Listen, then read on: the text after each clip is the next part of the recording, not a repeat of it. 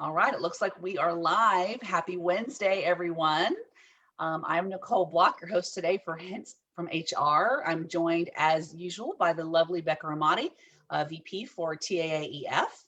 And then we definitely have Blaze Spitaleri, who works for Gemstar Construction out of Houston. You've seen our faces before. Hopefully, you've watched all of our episodes. And maybe we're getting to be familiar faces for you every Wednesday. But again, we always want to introduce and welcome anybody that's new to our group so you know who we are. We want to start off by saying that I think we all can agree that maybe we're a little weary of living through unprecedented times, whether it be COVID or now, if you're in Texas, snowvid. We just wanted to kind of open up the podcast by talking about, what's happened in the state of Texas over the past 7 to 10 days and what the next steps are going to look like. And then maybe kind of link it back to some of the things we've discussed during this series since December, because I know that, our talent and our team are very important. I know that we've talked about that, week in and week out.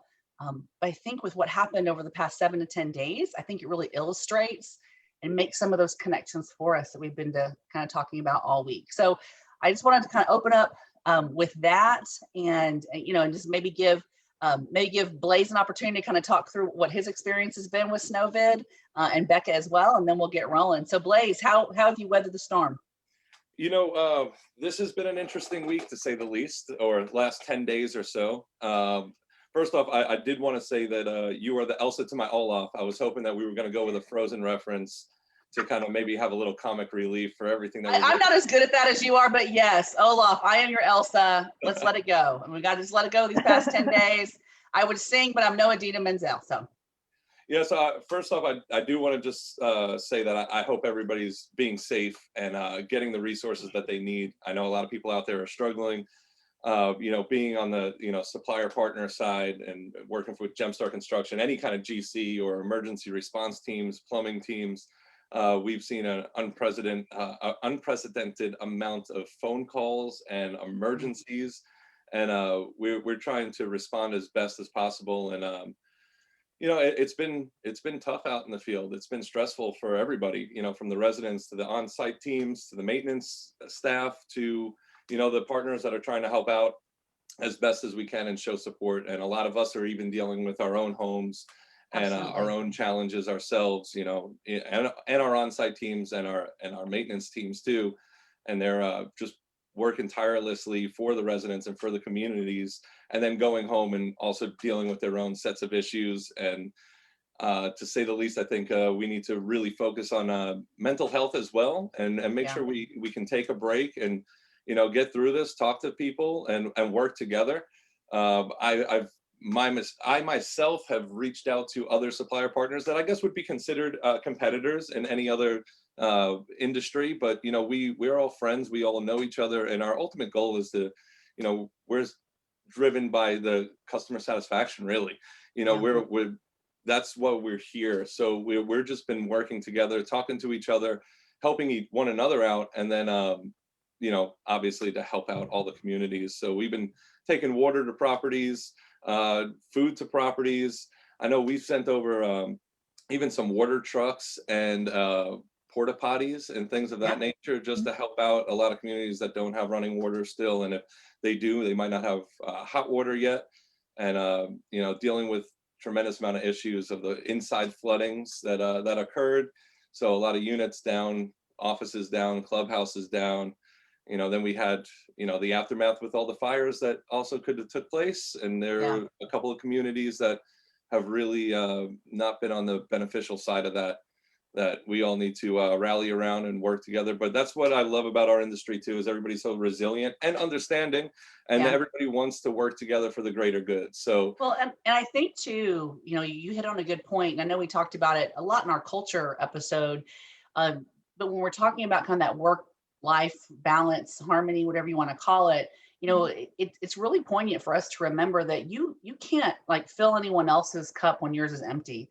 And so when we have these situations where I think that as an industry, we try to approach things with a servant's mentality and a customer service approach, and we can pivot and we are resilient. But I think over time, you keep getting punched, and you keep getting punched, and you keep getting punched. And when something like this happens, it is catastrophic. You're getting punched by 12 different directions, up, down, all around.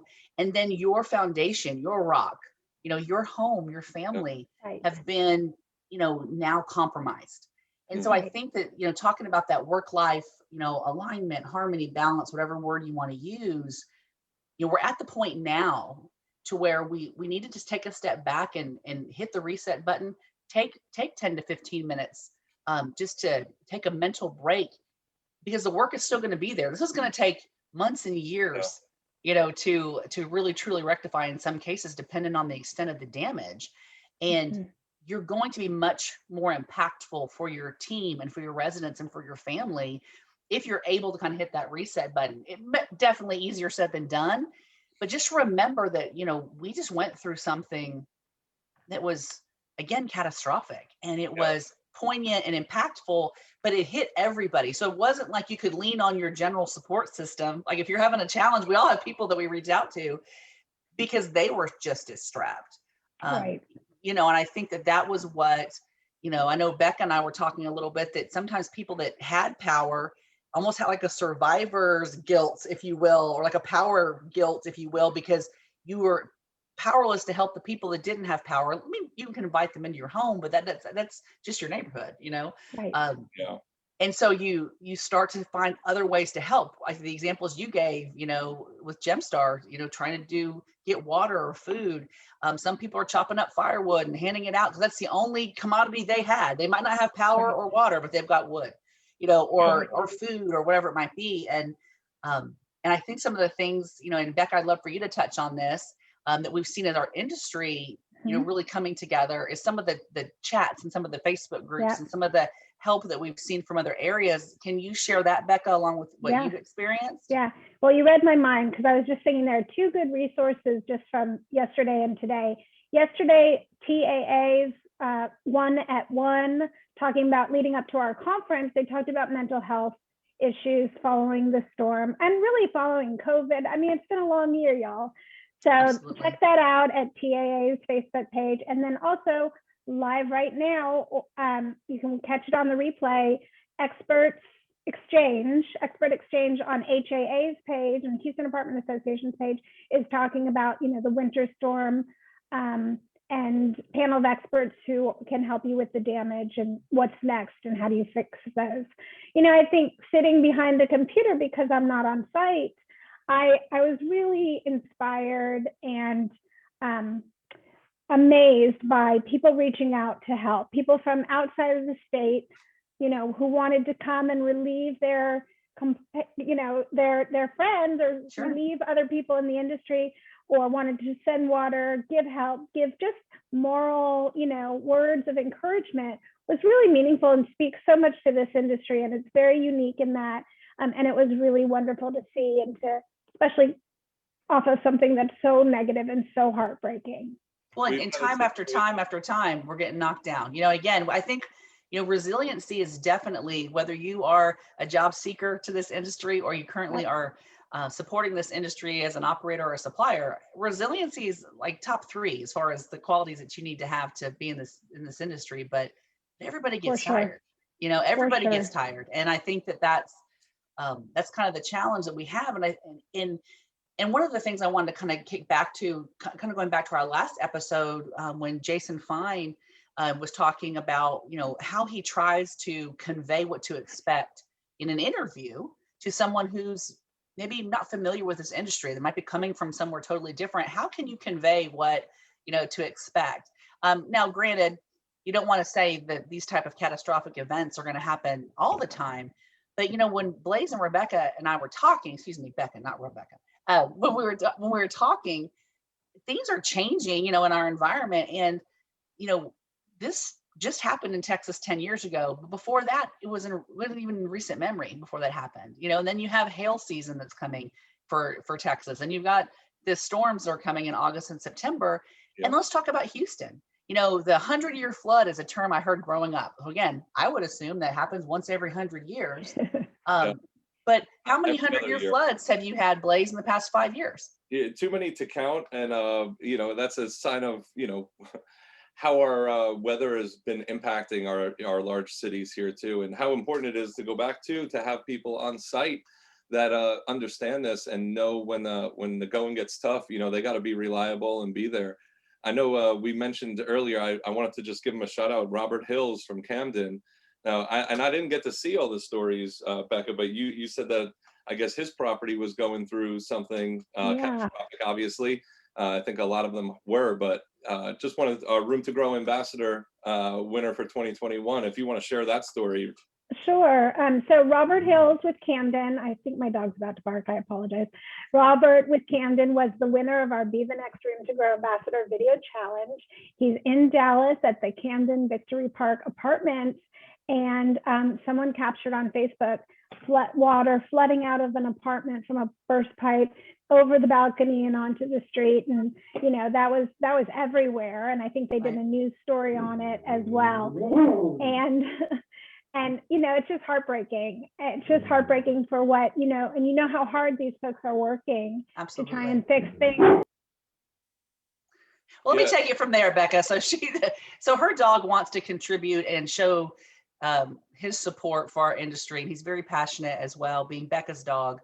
So he's extremely passionate about Robert and the great job he's done. Seeing the video, I think, and he just wanted to say, Robert, thank you for all your hard work. And, That's right. and all of the maintenance men that are out there working day and night with women. little sleep. That's right. Maintenance men and women. Come on, Blaze. Yeah, that's what I meant to say. Thank you.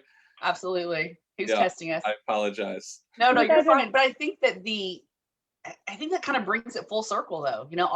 Our maintenance, Room to Grow ambassador, was really showing exactly why he was considered for that designation and that distinction.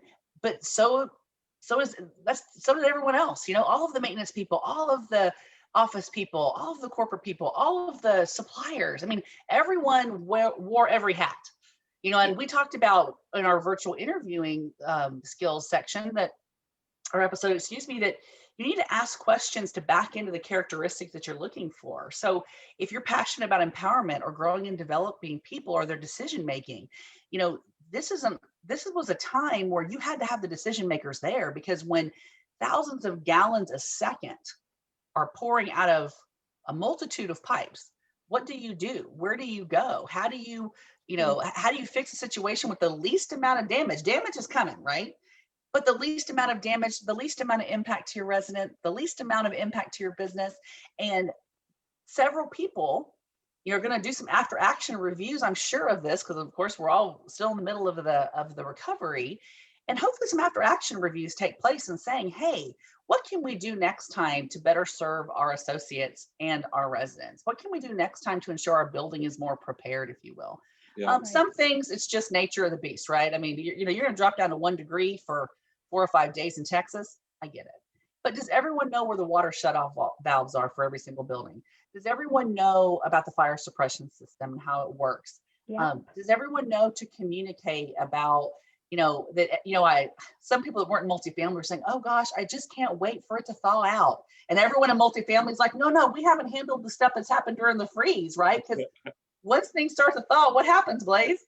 Yeah, it's only going to get worse from then on then. Right, because that's when your leaks show. That's when all the busted pipes start to, thaw. So, so I think it's just a matter of, taking a look, just like we talked about with the job descriptions, like we talked about with the maintenance tests, when we talked about with your interviewing approach and your culture as a company, take a look at your emergency procedures and take a look at how you handle those and how you communicate that to where your teams feel that they're equipped. It's definitely going to change the approach that we have for our on-site teams to understand what to do in certain emergencies. And it was actually at a meeting I had yesterday morning at 7 a.m. I sat down, and one of my sales team members came in, and he brought a book from one of the management companies that we were helping out. And in that book, it was a well-detailed what to do in any kind of situation, whether it was anything that's just happening in Texas, like nationwide, in hostage situations, in freezes, in hurricanes, tornadoes, everything, every kind of thing imaginable, they had a procedure list. And I was like, I wonder, and being not on the management side, I wonder if every management team has this, because I don't think they do. But if they don't, they really need to invest in this and that education into what to do in these procedures. I know a lot of people go through, your education courses for, getting certified, your CAM, your CAPS and all, and you go through those motions, I guess. But then when it happens, implementing a procedure and a plan of action right then and there, you don't have really a lot of time to waste. Well, you nailed it. No, you absolutely nailed it, because now again, I'm doing this for a couple of decades now, and I would say that it's form over substance in a lot of cases. Like they may, they meaning corporate, or they meaning the property, might have a book that's somewhere that they made because of something like this. But is it part of the training curriculum? Is it part of the coaching? Again, do you have to memorize everything that happens in that book? No, but do you need to know where the book is? Do there need to be multiple copies? Does everyone on your team need to know where it is? Is it digital to where, you're now working from home? Now that you're thinking about it, do you have it available, or is it burning in the fire, right? Or is it, Yeah. I'm sorry? Is it up to date? 100%. Absolutely. I mean, I think that's a lot like Charlotte Flores was talking about with the job description. Yes. Major pain. Nobody wants to take the time to look at it, but once you do, you're going to be so much more effective with who you're finding, because the description's up to date and it speaks to what the property needs rather than a job description. And so I think same thing with this kind of manual. Is it up to date? You have to take the time to make sure that it stays up to date, and it can't be something you just check off and you're done and you put it on the shelf. Right. Yeah. Well, it's part of one of the challenges in our industry that we've talked about, as far as I know in the culture episode, is how do you maintain that culture? Because you have so much turnover, just naturally in our industry, whether it be promotions, which is great, or growth, which is fantastic, but we have so much turnover that does everyone know where that emergency procedures manual is, or to find it online? What if your computers are down? I know we're trying to go paperless in a lot of ways. Maybe this is something that's held on paper too, because if your computers are down, maybe you have it in both areas, of course, but yes, because of turnover, do they know where it is? Is it up to date? Again, we hear form over substance a lot, where we're doing it to check a box and it doesn't really serve the purpose it was intended to serve. And so it's just another question that I think as operators and suppliers, we should ask ourselves after we do something like this. And sometimes, unfortunately, hindsight's 2020. But take that and do something with it, and that's what we're challenging you guys to do, is we're trying to find, talent, or to the job seeker, we're trying to show you what our industry is like. We're trying to be very transparent, in saying that we have emergencies too. We have challenges as well, as every industry does. But how are we trying to combat it to ensure that we have given you the tools that you need to be more successful? Because again, you already feel out of control. You can't control the weather. You can't control if you have water. You can't control if you have power.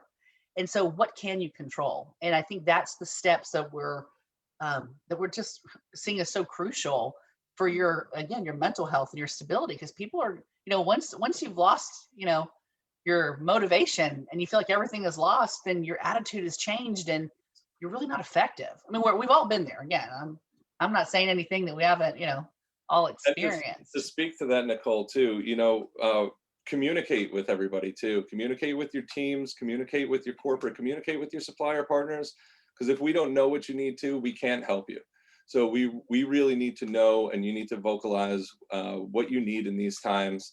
And that speaks to company culture too. I think, how your organizations are handling this is going to speak volumes to, the type of product or just whatever you're putting out there in the world. Like it's going to trickle down. So I always talk about, going kind of feeding back into that mental health. It's, you kind of reflect, you're a mirror image of whatever kind of energy that you're putting out in the world. I always kind of use an example of, if you're walking down the street and you kind of say hi to somebody and walk by and they say hi back, it kind of makes you feel good. But if you do that and somebody kind of gives you maybe a snide look, and they're just, why are you saying hi to me? It kind of, you walk away like, wait, what did I just do? What just happened? Because you're just kind of reflecting that energy. You don't know what just happened. So that's Blaze's story, moving from New York to Texas, right? So he's walking down the street in New York and no one says anything. Now he comes to Texas, like, why are all these people talking to me? Exactly. It was an adjustment. And I learned very quickly that I've heard that a lot. So yeah, it is super important though, because that's, the mental health, stay patient, stay calm. Sometimes you're not going to get all the answers that you want to hear, but you're going to get the truth, especially from your supplier partners. And I think that's, our industry is built that way, where, I don't think anybody out there, at least our trusted partners, they're not going to try to gouge you. They're not going to try to hurt you during these times. We sincerely want to help. And I know that we want to help because we value all of our relationships. I mean, Yeah. we're all a big family, and we're here to help. Just communicate and ask us for whatever you need, whoever it is. And if I can't get it, or this person can't get it, we know people that can get it, and we Yeah. can make those calls to make that happen. Well, we're all under deadlines. We're all under pressures. And I think the best way for me, seek first to understand the person across from you before you want to be understood. And we talk about kind of giving grace to get it. And I think it's kind of going back to those, just kind of resetting those approaches, because everyone's making the same call. Everyone has the same, all of the insurance companies want an estimate 3 days after this has happened, right? I mean, every insurance company that I've dealt with wants, and can you just give me a rough estimate? So I'm glad you brought up estimates right now, because that's something that I'm trying to be 100% transparent and truthful with people. It was like, we're trying to handle emergencies very quickly. And what we're seeing also is when we're going onto sites, they might think it's just this one little isolated issue. And then, you take care of that, you turn water on, and you find out that's not an isolated issue. It's Yeah. all over the place. And, so it's really hard to even give you any kind of estimate right now during the emergency services portion. Yeah. Build backs will be a little bit different, but be patient with us. I've been telling people, like, most of the places that I've talked to, you're a couple of days out, even if not further. Materials have been so scarce as well. We've been overnighting materials from out of state. We've been Absolutely. reaching out to other supplier partners and distributors, and we're driving over state lines to pick up different kind of materials to take care of our communities that we service. So, and we're not the only ones doing it. It's Oh, yeah. everybody out there. So be patient with us. We're trying our best, and we're exhausting all of the avenues that we possibly can to make sure that it's not as stressful and as it can be, and we're going to get through it together. Well, and I think that you're, going back to the mental health piece. I know we've gone back to that a couple of times because it's just so crucial right now. It needs to be a topic. Yeah, there's our next topic, right, Becca? But I think that you really have to really focus on what you can control and what you can't.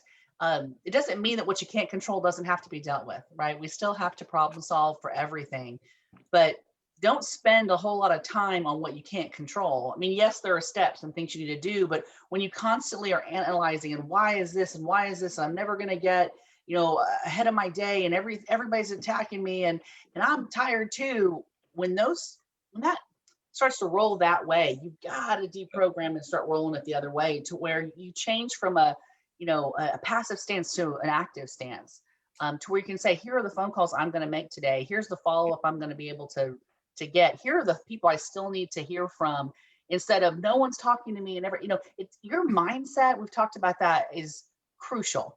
Even we talk about power poses. There's times when I strike that Wonder Woman power pose and I'm ready, and y'all think I'm joking, but I'm not joking, not joking, right, Becca? But that your mindset is going to make this easier, or it will make it harder. I mean, that's just kind of the nature of the beast, So we all have to get through this, and we as an industry are here to support. We are a fantastic industry, and we have seen some just harrowing things happen to us, but we've seen heroes and heroines that have stepped up and just beat it down. So keep that in mind. We're not through it yet. Yeah. But the recovery is where the miracles are. This is where we're going to start to claw out of this, but we have to turn around and make an active kind of approach with it. And it's where we get stronger. Oh, 100%, 100%. So but just think about that. I mean, I know we're coming close on time, but as we've been talking through all of these episodes and your hints from HR, a lot of it has to do with your attitude, whether it's hiring for the right attitude because you can train the skill set, if it's the attitude you bring, to culture, what aligns with your core values, or is it, how you're conveying yourself in an interview? We've been able to draw parallels to how you present yourself to everything. And so if you choose to just take a deep breath and do what you can, and everything's still on the list again, but you have to prioritize and give yourself a little bit of grace, then you'll see everybody else kind of start to do that around you, because energy is contagious one way or the other. I mean, it can be negative. Someone comes in, that person in New York that's going like this to Blaze. Those are usually the people that move from out of state to New York that think you have to act like that when you get there. I'm just saying, most New Yorkers I know, they're pretty nice people. Right. I know we're giving them a bad rap. I'm gonna start getting some. I do want to touch base though, because we're talking about the mental health, and the HAA is doing their expert exchange right now, and I know John Boriak, the president of HAA 2021, is on that. He put out a forward just a couple of weeks ago, and there was a couple of things that resonated, because he talked about mental health, and he talked about like just turning off. He said for like 15 minutes a day, he turns off his phone. He just goes out. He kind of recenters his, his energies and his focus. And I think that's something that it resonated with me. Actually, I forwarded it to a bunch of people outside of our industry too, because I just thought it was just a great letter. And we need to. It's not that we don't know, right? We know this stuff, but it's really important to hear it over and over again, because we forget to do it, because we don't take care of ourselves.